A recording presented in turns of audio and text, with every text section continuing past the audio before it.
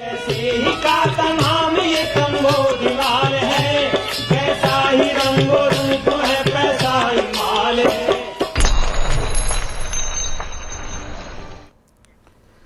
नमस्कार, मैं हूं शुभम शंकरधर। मेरे साथ आज फोन लाइन पर हैं मनी 9 के एडिटर अंशुमान तिवारी जी और हम शुरू कर रहे हैं अपना prime time show money central. Money central शुरू करें उससे पहले आपको बता दें आज कौन सी बड़ी खबरें शामिल हैं हमारे शो में। पहली खबर सेबी से। सेबी ने बढ़ाई ईटीएफ और इंडेक्स फंड में निवेश की लिमिट। किसके लिए लिमिट बढ़ी, क्यों बढ़ाई गई, ये समझेंगे।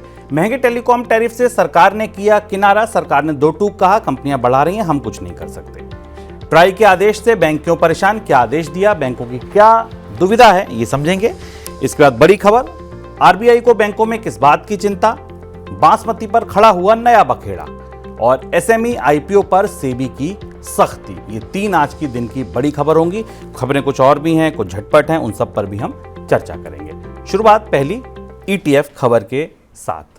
कैपिटल मार्केट रेगुलेटर सेबी ने इक्विटी आधारित ईटीएफ्स पर इंडेक्स फंड के लिए स्पॉन्सर ग्रुप कंपनियों में निवेश की लिमिट को बढ़ा दिया है। अब ये फंड स्पॉन्सर ग्रुप कंपनियों में अपने एनएवी का 25% से ज़्यादा निवेश कर सकेंगे।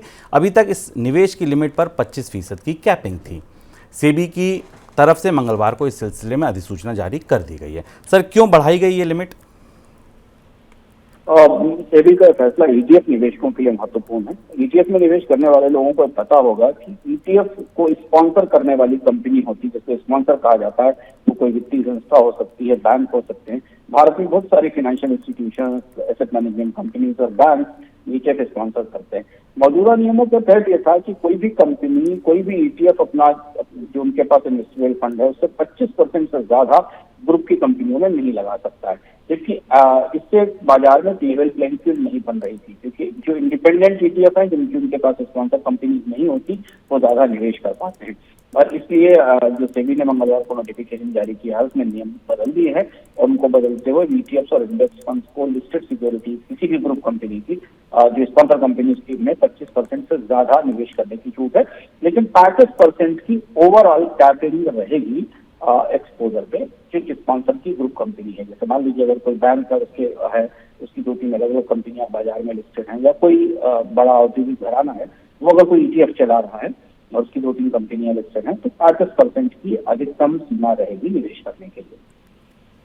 टेलीकॉम कंपनियों की तरफ से मोबाइल टैरिफ में हुई बढ़ोतरी के मुद्दे पर सरकार दखल नहीं देगी। अधिकारी के हवाले से कहा गया है कि सरकार टेलीकॉम कंपनियों पर मोबाइल टैरिफ बढ़ोतरी को रोकने का दबाव नहीं डालेगी और ना ही रेगुलेटर ऐसा करेगा, बल्कि सरकार और रेगुलेटर टेलीकॉम कंपनियों को ग्राहकों के लिए टेलीकॉम सेवाओं को और ज़्यादा बेहतर करने के लिए कहेंगे। भारत में टेलीकॉम दरें अभी दुनिया में सबसे कम हैं, ऐसा अधिकारी ने अपनी बात में कहा। सर, इस क्या मतलब निकाला जाए सरकार के इस बयान का? स्वाभाविक सी बात है कि सरकार टैरिफ रेगुलेशन से अपने आप को अलग रखना चाहती है और होना भी चाहिए, क्योंकि बाजार में दरें या कीमतें कितनी किस पर तय की जाए ये सरकार की भूमिका से बाहर है। टीआरआई टैरिफ के मामले पर कुछ ब्रॉडर गाइडलाइंस जारी करती है, दिशा निर्देश जारी करती है, जिसे कंपनियों को मानना होता है। पर यह मामला थोड़ा ट्रिकी है।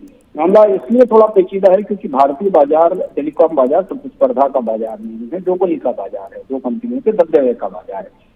और मोबाइल सर्विसेज का खर्च भारत के शहरी और नगरीय इलाकों के लोगों की जीवन के खर्च में बड़ा हिस्सा रखता है।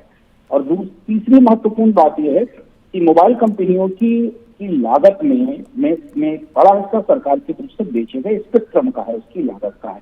तो एक तरह से ये पुरानी बहस है, लेकिन अब ये वापस लौट कर आई है कि भारतीय बाजार में मोबाइल को महंगा होने में परोक्ष रूप से सरकार कितनी जिम्मेदार है। क्योंकि सरकार अगर महंगा स्पेक्ट्रम बेचती है तो कंपनियां ग्राहकों को महंगी सेवा देती है और टेलीकॉम पर सरकार जीएसटी भी वसूलती है। तो ये समझना जरूरी है कि टेलीकॉम के में जितनी महंगाई आ रही है, मैं डिजिटल पेनिट्रेशन की बात करते हैं या डिजिटल इंडिया की बात करते हैं, जिसके लिए टेलीकॉम सर्विसेज का सस्ता रहना जरूरी है ताकि ज्यादा से ज्यादा लोग डिजिटल सेवाओं से जुड़ सकें। उसका पैराडॉक्स है, उसका अंतर विरोध ये है कि टेलीकॉम पर टैक्सेशन भी है और टेलीकॉम को मिलने वाला स्पेक्ट्रम और कच्चे माल पर सरकार उसकी ऊंची कीमत भी वसूलती है। तो ये अंतर विरोध है। ये सरकार इस मामले में दखल नहीं देगी, ये बात स्पष्ट हो गई। और इससे एक चीज और समझ में आ गई कि टेलीकॉम कंपनियां आने वाले समय में भी निश्चिंत होकर दरें बढ़ा सकती हैं। पहले बता चुके हैं कि जियो को तो कम से कम 2 बार अभी और दरें बढ़ानी होंगी, तब वो एयरटेल के एवरेज रेवेन्यू पर यूजर, जिसको ARPU कहते हैं, वहां तक पहुंच पाएगा। अनचाहे कॉमर्शियल कॉल और मैसेज को लेकर टेलीकॉम रेगुलेटर ट्राई की तरफ से हाल में प्रस्तावित की गई सख्ती के बाद ग्राहकों को भेजे जाने वाले कॉमर्शियल मैसेज को लेकर बैंक सफाई चाहते हैं। इसको लेकर बैंकों ने सरकार से संपर्क किया है और पूछा है कि ट्रांजैक्शन से जुड़ी जानकारी वाले मैसेज के लिए भी उन्हें ग्राहकों की मंजूरी लेनी होगी या नहीं। ट्राई हाल ही में इस तरह के नियमों का प्रस्ताव रखा है जिसके जरिए कॉमर्शियल मैसेज या कॉल के लिए ग्राहकों की डिजिटल मंजूरी लेनी ज़रूरी है। सर, बैंकों को दिक्कत क्या हो रही है? बैंक की दिक्कत है कि बैंक दो तरीके के मैसेज भेजते हैं। एक मैसेज तो उनकी तरफ से वो जाते हैं जो तमाम प्रचार के होते हैं, उनकी स्कीमों के होते हैं, कॉल्स भी जाते हैं, और दूसरे तो जरूरी मैसेज हैं जैसे बैंक से आपने कोई ट्रांजेक्शन किया तो ट्रांजेक्शन की रिपोर्ट आपके पास आती है। अगर आपने लॉग इन किया है, आपने कुछ किसी सेवा को लिया है तो उससे संबंधित सूचनाएं आती हैं। अब यहाँ ये ऑर्डर जो सरकार का है वो स्पष्ट नहीं था, इसलिए बैंक उसमें उलझ गए हैं। बैंकों को ऐसा लग रहा है कि उन्हें किसी भी तरीके का संदेश भेजने के लिए ग्राहकों को सरकार से मंजूरी की जरूरत होगी। इसमें उपभोक्ताओं को दिक्कत हो सकती है क्योंकि आमतौर पर उपभोक्ता जब कोई ट्रांजेक्शन कर रहे हैं, कोई किसी एप्लीकेशन दे रहे हैं या किसी शिकायत का रिप्लेसमेंट चाहते हैं तो उन्हें उसकी सूचना मोबाइल पर चाहिए। ऐसा माना जा रहा है कि डिपार्टमेंट ऑफ टेलीकम्युनिकेशन आने वाले दिनों में इस मामले में, और सरकार और वित्त मंत्रालय भी इस मामले में आने वाले दिनों में कुछ गाइडलाइंस जारी करेगा जिसमें संशोधन किया जाएगा और कुछ ऐसी सेवाओं को, कुछ ऐसे मैसेजेस को इस शर्त से बाहर रखा जाएगा जो अनिवार्य हैं और ग्राहकों को उनकी सूचना मिलनी ही चाहिए। बिल्कुल। ओएनडीसी अपने प्लेटफॉर्म पर बैंक और फिनटेक फर्म को जोड़ने की तैयारी कर रहा है। अब तक HDFC bank, IDFC first bank और कर्नाटक बैंक के साथ फिनटेक 5 ओएनडीसी से जुड़ने के लिए तैयार हो चुके हैं। बैंक और फिनटेक फर्म देश भर में वित्तीय रूप से वंचित क्षेत्रों में छोटे व्यापारियों और खुदरा विक्रेताओं को लक्ष्य कर रखेंगे उन तक पहुंचने का। उन्हें असुरक्षित पर्सनल लोन असुरक्षित ही होते हैं, जीएसटी बेस्ड इनवॉइस लोन उपलब्ध कराया जाएगा। सर, ऐसी स्थिति में ओएनडीसी मुफ्त कब तक रह पाएगा? ओएनडीसी पे चार्ज लगाने की तैयारी तो पहले से शुरू हो गई। पिछले सप्ताह इस बात का प्रस्ताव आया था कि ओएनडीसी कुछ चीजों पर चार्ज वसूलेगी, लेकिन ओएनडीसी की ये योजना थोड़ी आगे बढ़ता है। ओएनडीसी अभी तक एक ओपन नेटवर्क पर डिजिटल कॉमर्स था, यानी भारत के कोई भी रीसेलर्स अपनी प्रोडक्ट और सर्विसेज ओएनडीसी पर होस्ट कर सकते थे और वहां से ग्राहकों को खरीद के लिए की सुविधा मिल सकती थी, एक्सचेंज की सुविधा मिल सकती थी। पर यहाँ तो ओएनडीसी दूसरे इलाके में जा रहा है जो फिनटेक का इलाका है, और खासतौर पर ओएनडीसी अब कर्ज देने के, लेंडिंग के मामले में आगे बढ़ रहा है जो कि आमतौर पर फिनटेक कंपनियां करती हैं। तो ओएनडीसी जो HDFC bank, HDFC, IDFC first, Karnataka bank जैसे बैंकों के साथ समझौता करके कि ग्राहकों को पर्सनल लोन और एसएमईज को लोन उपलब्ध कराने जा रहा है, यानी एक तरह से डिजिटल लेंडिंग के बिजनेस में जा रहा है। देखना होगा कि आरबीआई की इसमें प्रतिक्रिया क्या होगी, क्योंकि अभी तक आरबीआई ने ओएनडीसी से डिजिटल लेंडिंग के मामले में कुछ नहीं कहा। डिजिटल लेंडिंग को लेकर आरबीआई के नियम बहुत सख्त है। ऑनलाइन लेंडिंग में बैंकों के लिए पर भी कई सारी पाबंदियां लगाई गई हैं, लेकिन ये बात ओएनडीसी की तरफ से आने के बाद इसमें कौन से रेगुलेटरी चैलेंजेस आएंगे, आरबीआई से कैसे मंजूर करेगा और क्या एक डिजिटल कॉमर्स का प्लेटफॉर्म कर्ज देने की भी तैयारी करेगा, ये देखने वाली बात होगी। लेकिन अगर ये सेवा आती है तो ओएनडीसी पर इस पर चार्ज भी जरूर लगाएगा। केंद्र सरकार ने कंपनियों के लिए विज्ञापन के नियमों में ढील दी है। सूचना प्रसारण मंत्रालय ने कहा है कि विज्ञापन के लिए सेल्फ डिक्लेरेशन सर्टिफिकेट अब सिर्फ फूड और हेल्थ से जुड़े विज्ञापनों पर ही लागू होगा। अब तक टीवी, प्रिंट, रेडियो या डिजिटल पर जाने वाले हर तरीके के विज्ञापन के लिए सेल्फ डिक्लेरेशन सर्टिफिकेट की जरूरत होती थी। क्यों देनी पड़ी ये रियायत सर सरकार को? दबाव था कंपनियों का, और कुछ सुप्रीम कोर्ट का आदेश काफी बड़ा था। हालांकि बेहतर ये था कि पारदर्शिता बनी रहती, लेकिन सरकार से कंपनियों ने और एडवर्टाइजिंग एजेंसियों ने इस बात की शिकायत की थी कि बेहद सख्त नियम है और इससे हर तरह के विज्ञापन के ऊपर अगर डिक्लेरेशन देना होगा तो काम करना मुश्किल हो जाएगा। इसलिए जो अधिसूचना जिसका इंतजार किया जा रहा था, एमडी मिनिस्ट्री ने, सूचना और प्रसारण मंत्रालय ने जो अधिसूचना जारी की है उसमें केवल फूड और हेल्थ कंपनियों को ही रखा है, और इसमें कंपनियों को इनके सुरक्षित होने का, इनके सही होने का एक सेल्फ डिक्लेरेशन फाइल करना होगा जो एडवाइजरी जारी की गई है फूड और हेल्थ कैटेगरीज में, और ये ब्रॉडकास्ट सेवा और जो प्रेस काउंसिल ऑफ इंडिया की वेबसाइट है उसके जरिए दिया जाएगा। लेकिन ये भी कहा गया है कि एडवर्टाइजर और एजेंसीज हर एक एड के लिए जो इस कानून के तहत आएंगे फूड और हेल्थ के लिए, उनके लिए उन्हें हर एक विज्ञापन के लिए उन्हें डिक्लेरेशन फाइल करना होगा। 2020 में भारत के चीनी ऐप्स पर लगाए गए प्रतिबंधों का असर अब धीरे धीरे खत्म हो रहा है। अरबपति कारोबारी मुकेश अंबानी की रिलायंस रिटेल वेंचर जल्दी भारत में चीन के फास्ट फैशन ब्रांड शीन को रिलॉन्च करने जा रहा है। 4 साल पहले भारत और चीन के बीच हुए सीमा विवाद के बाद शीन को प्रतिबंधित कर दिया गया था। शीन के उत्पाद रिलायंस रिटेल के ऐप और ऑफलाइन स्टोर पर बेचे जाएंगे। सर, अब उदार हो रही है क्या सरकार चीन की कंपनियों को लेकर?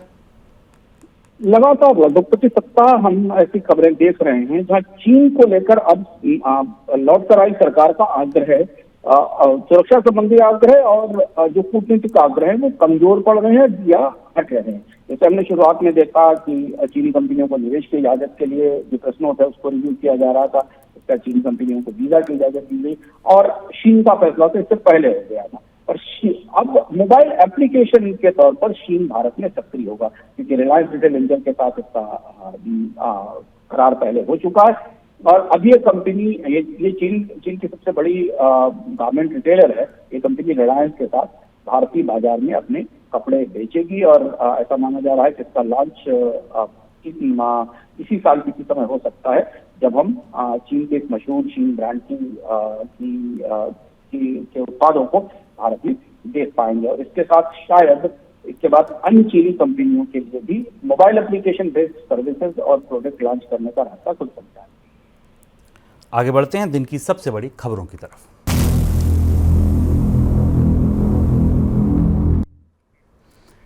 Reserve bank governor Shaktikanta Das ने सभी बैंकों को अपने यहाँ गवर्नेंस को सुधारने के लिए रिस्क प्रबंधन को ज़्यादा मजबूत करने के लिए कहा है। गवर्नर ने बैंकों को ग्राहकों की शिकायतों के निपटारे की प्रक्रिया में गति लाने को, सर्विस क्वालिटी सुधारने के लिए भी कहा है।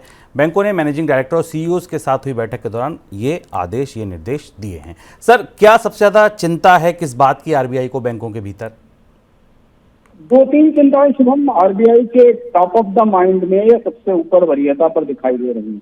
सबसे बड़ी चिंता बैंकों में दिखाई दे रही है रिजर्व बैंक को क्रेडिट डिपॉजिट रेशियो बिगड़ने की, क्योंकि क्रेडिट डिपॉजिट रेशियो बिगड़ने के कारण बैंकों के लिक्विडिटी की व्यवस्था गड़बड़ा रही है और इसलिए रिस्क का खतरा बढ़ रहा है। आरबीआई ने इसीलिए पिछले साल कंपनियों के कर्ज की प्रक्रिया पर और अनसिक्योर्ड लोन पर सख्ती की थी और अब आरबीआई फिर इस बात का संकेत दे रहा है कि बड़ा खुलकर कहा है, संकेत नहीं है, कहा है कि बैंकों के अपनी गवर्नेंस में बड़ा बदलाव करना पड़ेगा, खासतौर पर क्रेडिट डिपॉजिट ग्रोथ को लिमिटेड करने के और रोकने के लिए, क्योंकि बैंकों के पास डिपॉजिट टूट रहे हैं, घट रहे हैं, कर्ज बढ़ रहा है। दूसरी महत्वपूर्ण बात है लिक्विडिटी रिस्क मैनेजमेंट का। हम लगातार देख रहे हैं कि short term interest rate Bharat में काफी हाई है। बाजार में लिक्विडिटी बढ़ाने के लिए सरकार ने अपने बॉन्ड्स बॉन्ड्स को वापस खरीदने की कोशिश की थी, जो सफल नहीं हुई, पार्शियली सफल हुई। आरबीआई बैंकों को तैयार नहीं कर पाया। और तीसरी जो महत्वपूर्ण बात है वो साइबर सिक्योरिटी और एंटी मनी लॉन्ड्रिंग से जुड़ी हुई है। इसे लेकर भी रिजर्व बैंक की चिंताएं बराबर बढ़ रही हैं कि अब बैंकों में केवाईसी को लेकर, मनी लॉन्ड्रिंग को लेकर उतनी चुस्ती नहीं दिख रही है, इसकी जरूरत है।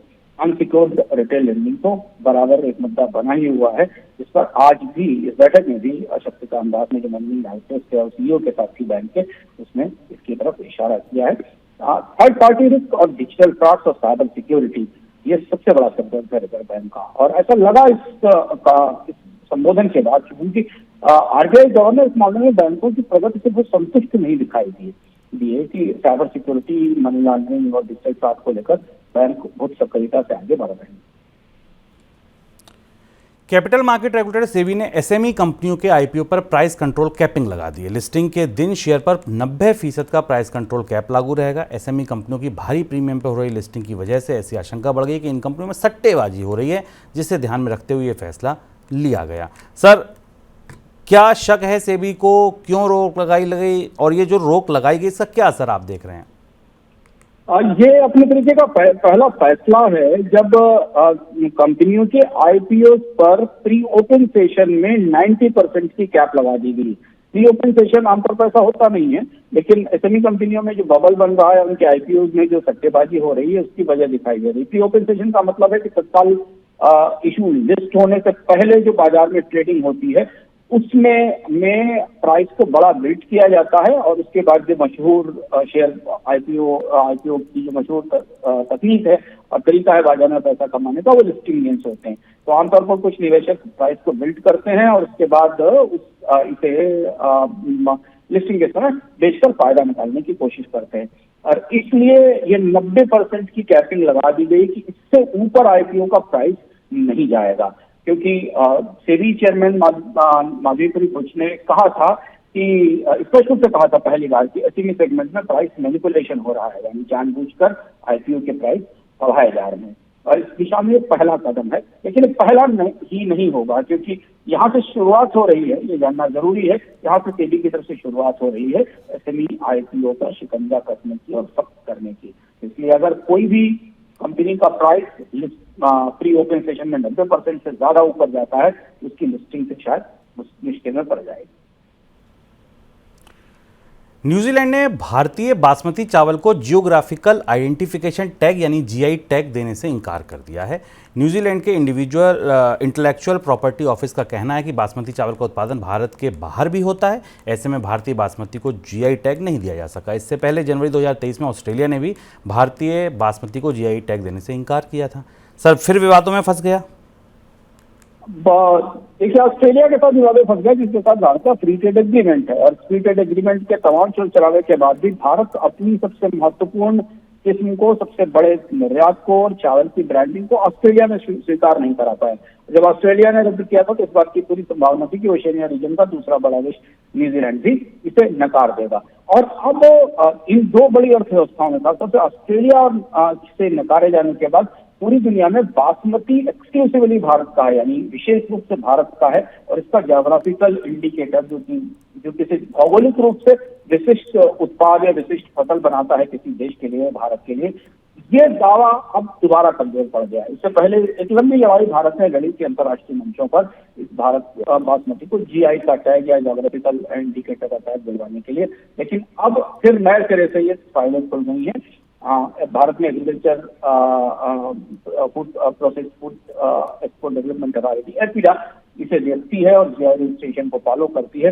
अब इस बात की संभावना है कि दुनिया के अन्य देश भी ऑस्ट्रेलिया की तर्ज पर यह सवाल उठा सकते हैं कि बासमती अकेले भारत में पैदा होने वाला चावल नहीं है, बल्कि भारत से कई जगह और भी इसको उगाया जाता है। पाकिस्तान ने भी इधर बासमती राइस को अपनी किस्म मानते हुए अलग अलग जगह, अलग अलग बाजारों में जीआई टैग के लिए विशेष करने के लिए एप्लीकेशन दी है। देखना होगा कि भारत सरकार ऑस्ट्रेलिया और न्यूजीलैंड के प्रतिबंध का जवाब क्या देती है, उसके अंतर्राष्ट्रीय मंचों पर और भी जगह ऐसा होगा। बिल्कुल। वैश्विक स्तर पर हो रहे दो बड़े चुनावों का आज अहम दिन है। आज यूके में नई सरकार चुनने के लिए मतदान हो रहा है। भारत और यूके के बीच मुक्त व्यापार समझौते की बातचीत का भविष्य यूके में बनने वाली नई सरकार के फैसले पर टिका होगा। दूसरी तरफ अमेरिका में इस साल होने जा रहे राष्ट्रपति चुनाव को लेकर भी बड़ी खबर आई है। मौजूदा राष्ट्रपति जो बाइडेन ने कहा है कि चुनावों में बने रहने के फैसले पर वे नए सिरे से विचार करेंगे। सर, यूके का चुनाव दुनिया के लिए क्यों महत्वपूर्ण है? यूके का चुनाव कई मायनों में राजनीतिक रूप दृष्टि से भी और आर्थिक दृष्टि से भी महत्वपूर्ण है। एक तो ये कि यूके में प्रधानमंत्री ऋषि सुनक के खिलाफ माहौल खासा गर्म है। जो ट्रेंड आ रहे थे चुनाव से पहले तक, उसमें कंजर्वेटिव टोरी पार्टी की असफलता की संभावनाएं थी। इसे देखते हुए ऋषि सुनक ने कई सारी घोषणाएं की थी, जिसमें रेगुलर आर्मी सर्विस की या आर्मी में नौकरी की घोषणा दी थी। यूके की अर्थव्यवस्था मुश्किल में है, महंगाई बढ़ी हुई है और ब्रेक्जिट के बाद से इकोनॉमी लगातार डामाडोल है, और सबसे टोरी सरकार में बीच में पहुंचने के लिए लेबर आए थे। अब ऐसा माना जा रहा है कि अगर वहां सत्ता परिवर्तन होता है और लेबर पार्टी सत्ता में आती है तो फिर लंबे समय के बाद यूके की आर्थिक नीतियों में बदलाव होगा, और अगर लेबर पार्टी सत्ता में आती है तो वो फिर फ्री ट्रेड एग्रीमेंट्स को नए सिरे से परस्यू करेगी, नए सिरे से उन पर काम करेगी, और जो रुख टोरी गवर्नमेंट का या कंजर्वेटिव गवर्नमेंट का था उससे अलग दिखाई देगा। दूसरी चीज ये कि पूरे यूरोप के कई सारे क्षेत्रों में दक्षिणपंथी राजनीतिक दलों का उभार हो रहा है। उस बीच में एक किस्म का अंतर्विरोध भी होगा, असंगति भी होगी। देखना होगा कि क्या यूके के चुनाव में लेबर पार्टी या जो लेबर पार्टी है वो जीत कर सामने आने वाला है, और यूके का चुनाव यूरोप की राजनीति को और अमेरिका की राजनीति को प्रभावित करेगा। अमेरिका में ब्याज दरों पर फैसला लेने के लिए अमेरिकी सेंट्रल बैंक फेडरल रिजर्व की हाल में हुई बैठक के मिनट्स जारी हो गए हैं। मिनट से पता चला है कि अमेरिका में ब्याज दरें घटने में थोड़ा समय लग सकता है। बैठक के दौरान फेडरल रिजर्व के चेयरमैन ने कहा था कि अमेरिका में महंगाई दर तो कम हो रही है, लेकिन ब्याज दरों में कटौती का फैसला लेने से पहले महंगाई घटने के और ज़्यादा पुख्ता सबूत देखने होंगे। फेडरल रिजर्व के मिनट्स के बाद वैश्विक बाजारों में हलचल देखी गई। अमेरिकी डॉलर में नरमी आई थी और सोने चांदी की कीमतों में उछाल देखा गया। सर, फेड ने ब्याज दरों को लेकर क्या संकेत दिए? फिर अभी इंतजार लंबा है? हाँ, लगता है कि फेडरल रिजर्व ने अपने मिनट्स में एक बात कही कि डेटा फेवरेबल है, सूचनाएं अच्छी हैं, लेकिन अभी इतना कॉन्फिडेंस नहीं आया है कि महंगाई दर उत्तरोत्तर घटते हुए 2% के लक्ष्य तक जा रही है, क्योंकि बाजार में उतार चढ़ाव है, महंगाई की दर फिर बढ़ती दिखाई देती है। और इसलिए अभी फेडरल रिजर्व की एफओएमसी कमेटी और फेडरल रिजर्व इस भरोसे पर नहीं पहुंच पाया है कि क्या ब्याज दरों में कमी का वक्त आ गया और महंगाई 2% है उसका लक्ष्य है, उस पर स्थिर हो गई। 2021 से महंगाई अमेरिका में 2% से ऊपर बनी हुई है और इसलिए बाजार जो हमेशा मिनट्स में बैठक से पहले ही मानता है कि अब और नहीं, आगे ब्याज दरों में कमी होगी, ऐसा कोई संकेत एफओएमसी ने नहीं दिया है। और चुनाव के बाद भी, चुनाव के दौरान ये उम्मीद थी कि शायद एफओएमसी की तरफ से अर्थव्यवस्था को में और शेयर बाजारों में थोड़ी उत्साह भरने के लिए कुछ कोशिश ऐसी की जाएगी, लेकिन फेडरल रिजर्व का रुख अभी काफी सख्त बना हुआ है कि जब तक महंगाई में स्थायी रूप से कमी के रूप में संकेत नहीं मिलते, ब्याज दरों में कमी की कोई गुंजाइश नहीं। चलिए आगे बढ़ते हैं झटपट खबरों की तरफ।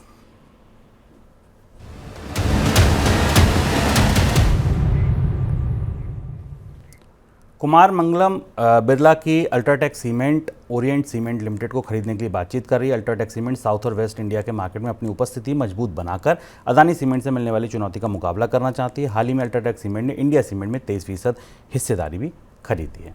सोशल मीडिया प्लेटफॉर्म एक्स के मुकाबला शुरू करने के लिए घरेलू प्लेटफॉर्म कू ने अपना परिचालन बंद करने की घोषणा की है। ये ट्विटर से मुकाबला करने आए थे, घरेलू कंपनी थी, फिलहाल अब वो बंद हो रही है। कू को चलाने के लिए ज़रूरी फंड जुटाने में असफल रहने के बाद कू के संस्थापक ने इसे बंद करने का ऐलान किया। 2021 में ट्विटर के साथ भारत सरकार ने विवादों के दौरान कू को काफ़ी लोकप्रियता भी मिली थी। उस समय केंद्रीय मंत्री, राजनेताओं और सरकारी विभागों ने कू पर अपने अकाउंट भी बनाए थे। देश में नेशनल हाईवे और एक्सप्रेसवे बनाने के लिए कोई योजना न होने के चलते एनएचएआई ने चालू वित्त वर्ष की पहली तिमाही में एक भी बड़ा हाईवे प्रोजेक्ट का ठेका नहीं दिया है। इस वजह से देश में सड़क निर्माण की गति धीमी पड़ गई है। पिछले साल नवंबर तक सड़क मंत्रालय के भारतमाला परियोजना चरण 1 के तहत नए ठेके देने पर रोक लगाने के बाद नए ठेके देने की रफ्तार धीमी पड़ी है। बैंकों ने जेपी एसोसिएट के उस ऑफर को सिरे से नकार दिया जिसमें कंपनी ने कर्ज के सेटलमेंट के लिए वन टाइम ऑफर दिया था। ऑफर को नकारे जाने को लेकर बैंकों ने एनसीएलटी एनक्लेट में जानकारी भी दी है। जेपी एसोसिएट पर बैंकों का 52,000 करोड़ रुपए का कर्ज था और सेटलमेंट के लिए 500 करोड़ रुपए का ऑफर दिया गया। सर, कोई टिप्पणी आपकी ओर से? जेपी एसोसिएट्स के बैंक्रप्सी की प्रोसीडिंग शुरू हो गई है। 51,000-52,000 करोड़ रुपए का ड्यू है 29 बैंकों पर और इसके अलावा बहुत सारे होम बायर्स भी हैं। और जब बैंकों ने इसे नकार दिया है, इस बात की संभावना है कि बैंक्रप्सी प्रोसीडिंग में जेपी एसोसिएट्स पर के ग्राहक मिल सकते हैं। बाजार में भी काफी चर्चा है कि अडानी समूह, JSW ग्रुप और कई बड़ी कंपनियां ये तो जेपी एसोसिएट्स के एसेट्स पर या उसके टेक ओवर के लिए बैंक्रप्सी कोर्ट के जरिए आगे पहल कर सकती है। चलिए, तो ये था हमारा आज का मनी सेंट्रल। कल फिर आएंगे नए संस्करण के साथ, नई खबरों के साथ, नए विश्लेषण के साथ। तब तक के लिए दीजिए इजाजत। आप बने रहिए मनी 9 के साथ। नमस्कार।